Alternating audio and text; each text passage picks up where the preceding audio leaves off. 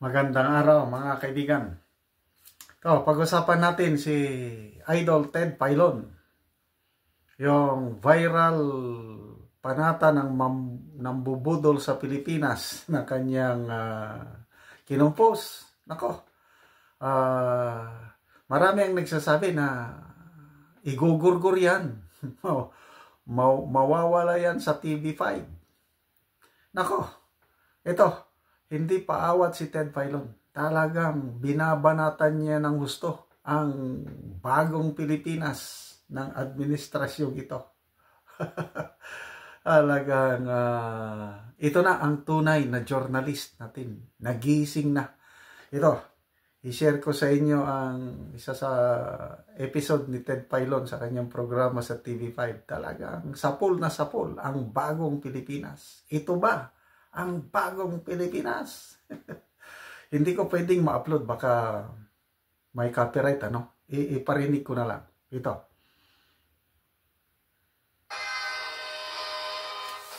Bagong Pilipinas. Ito raw ang brand of governance and leadership ng Marcos Jr. Administration. Bagong Pilipinas. Ito raw ang tatak ng pamamahala at liderato ng kasalukuyang gobyerno na humihikayat sa pagkakaroon ng pangunahin at malalimang pagbabago sa lahat ng sektor ng ating lipunan at sa ating gobyerno tungo sa kauunlad ng bayan. Ang bagong Pilipinas daw ay isinasalarawan sa pamamagitan ng may prinsipyo, may pananagutan, at maasahang gobyerno. Pero wika ng isa kong kakilala, anong bagong Pilipinas ang pinagsasabi ninyo? Gayong ang simpleng plastic card ng driver's license ko ay hindi maibigay sa akin ng LTO.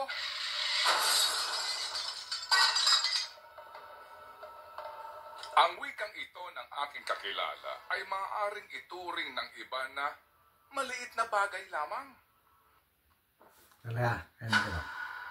So, kita nyo ang tapang ng ating idol na Ted Filon. Ngunit, sa naging talumpati po ni Pangulong Marcos Jr. noong pong linggo, Enero 28, sa Quirino Grandstand, malinaw na ang mga reklamong tulad ng iwiniwika ng aking kakilala ay hindi dapat nangyayari sa bagong Pilipinas. Pakinggan natin ito. Sa bagong Pilipinas, ang pagbabago ay nagsisimula sa pamahalaan. While power emanates from the people, change must begin from government. Wow!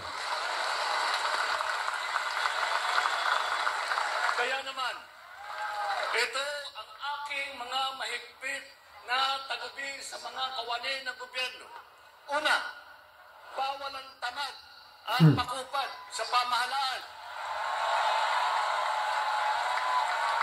Walang pang ang mga mabagal at sagabal sa serbisyo publiko.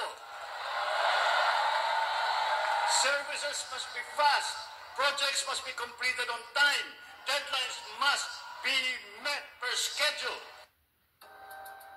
Services must be fast. Projects must be completed on time. Deadlines must be met per schedule. Ang pagkakaroon ng national ID ng bawat Pilipino, kailan kaya ito matutupad? Huwag na ho natin. Dali national ID. Ako, nakatanggap na ako ng national ID. Ang aking wife, hanggang ngayon, wala pa. Kumusta?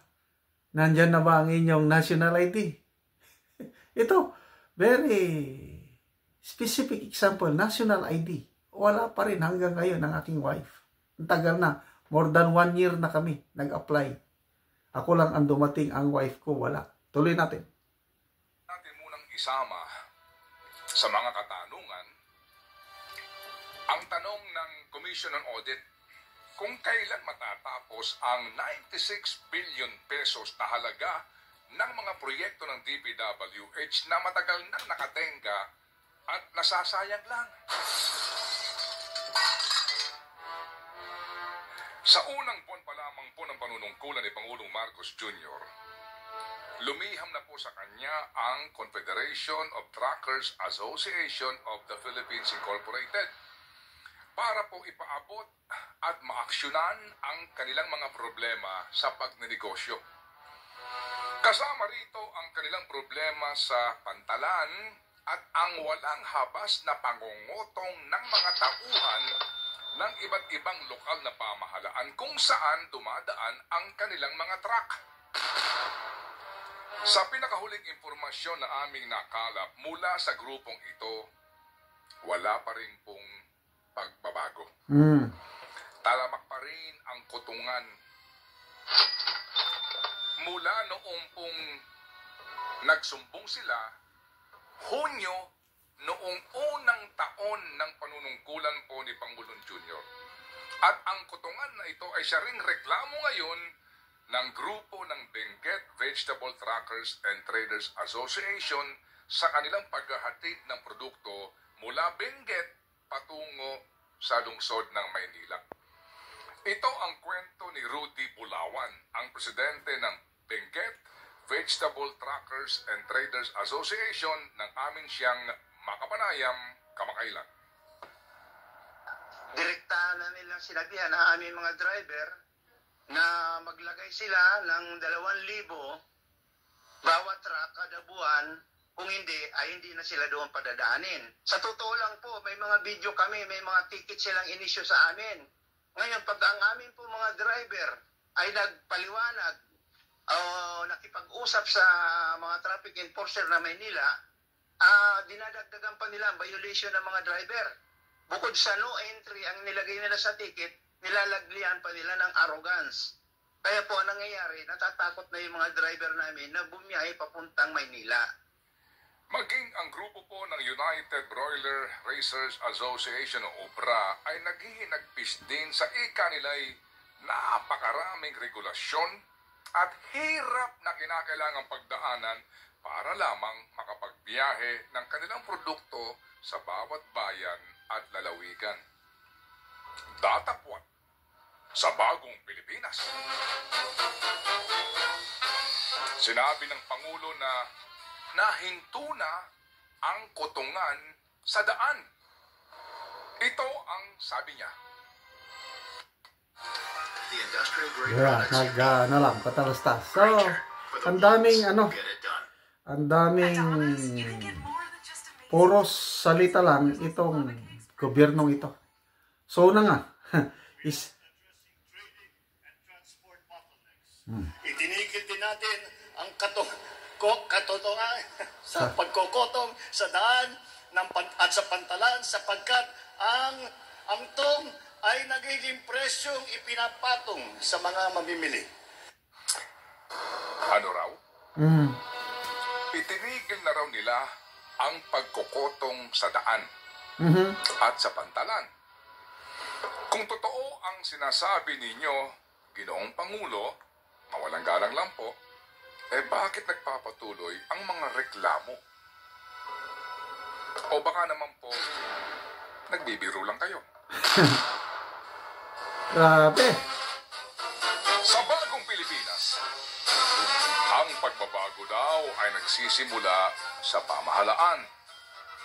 Change must begin from the government. Sa naging pamamalakad po at asta ng gobyerno sa kick-off rally ng bagong Pilipinas, may pagbabago ba? Inobliga ng gobyerno ang mga opisyal at mga manggagawa nito na dumalo sa rally sa araw ng Linggo, araw ng pahinga. Patunay dito ang memorandum na inilabas ng kalihim ng kagawaran ng paggawa na nag-aatas, so required ang ginamit na word. So, ito ang ating idol Ted Pailon. Talagang Yan ang bayaning journalist. Kaya grabe ang kanyang panata. I-memorize ko yung panata ng mambubudol sa Pilipinas. Grabe, ang ganda. Bilang Pilipino, magiging mapagbantay ako sa pagnanakaw sa bagong Pilipinas ng pera ng taong bayan.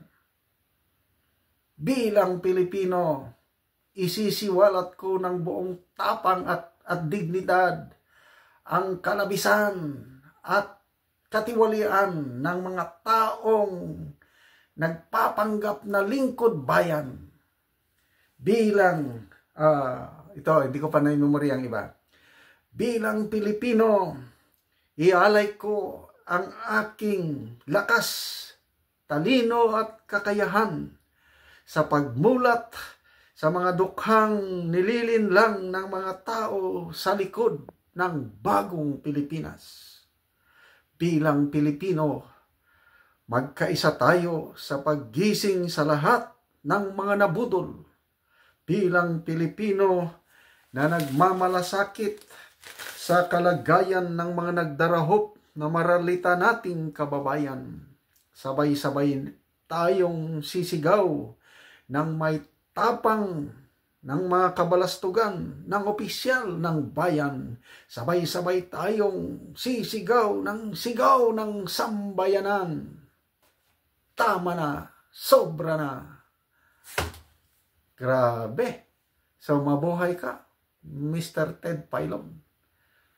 Sana kakandidato kayo sa Leyte ngayong 2025 para patalsikin ang ambisyosong politiko dyan na nag-aambisyon na maging presidente ng Pilipinas.